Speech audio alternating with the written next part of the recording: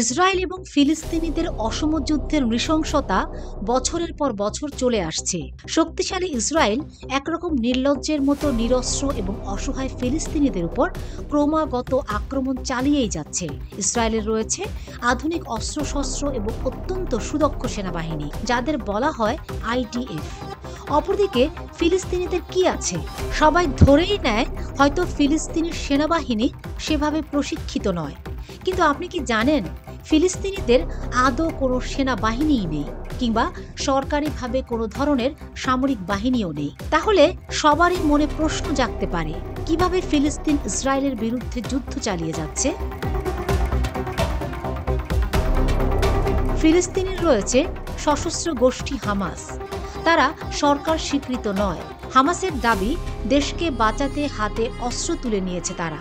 আর এই যে ফিলিস্তিনিদের সেনাবাহিনী নেই, তারও রয়েছে একটি চমকপ্রদ গল্প।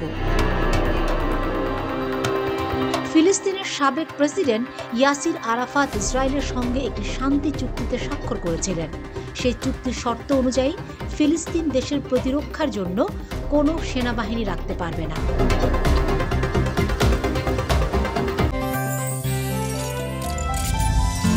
গাজী গ্যাস স্টোভ রান্নায় আনে শিল্পের ছোঁয়া। চুক্তির শর্ত অনুযায়ী ফিলিস্তিনের কোনো সশস্ত্র বাহিনীও গড়ে উঠলে সেখানকার সরকার নিজেই সেই বাহিনীকে ইসরায়েলের হাতে তুলে দেবে। এর অন্যথায় ইসরায়েল ফিলিস্তিন আক্রমণ করবে। অতীতে ফিলিস্তিন লিবারেশন অর্গানাইজেশন বা PLO এর অধীনে ফিলিস্তিন লিবারেশন আর্মি বা PLA ছিল। তারাই ছিল দেশের সামরিক বাহিনী, কিন্তু তা ভেঙে দেওয়া হয়। 1993 সালে ফিলিস্তিন এবং ইসরায়েলের মধ্যে যে অস্ত্র চুক্তি হয়, তাতেও ইসরায়েলের মূল লক্ষ্যই ছিল ফিলিস্তিনকে নিরস্ত্র করে দেওয়া।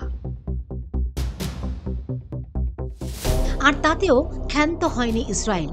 সামরিক বাহিনী গঠনে দিয়ে দিয়েছিল তাদের মন গড়া নিয়ম নীতি। যেমন অস্ত্র চুক্তিতে বলা হয়েছিল, ফিলিস্তিন সরকার তাদের দেশের নিরাপত্তার স্বার্থে আধা সামরিক বাহিনী গঠন করতে পারবে, কিন্তু পুরো দস্ত সামরিক বাহিনী তারা রাখতে পারবে না। বাহিনীর পরিসীমা বেঁধে দেয় ইসরায়েল। ঠিক হয়, এই বাহিনীর গতিবিধি, অস্ত্রবহন ক্ষমতা নিয়ন্ত্রণ করবে ইসরায়েলি।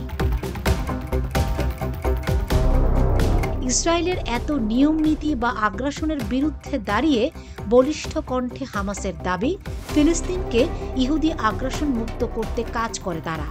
গোপনে সামরিক প্রশিক্ষণ দিয়ে সদস্যদের লড়াইয়ের জন্য প্রস্তুত করে।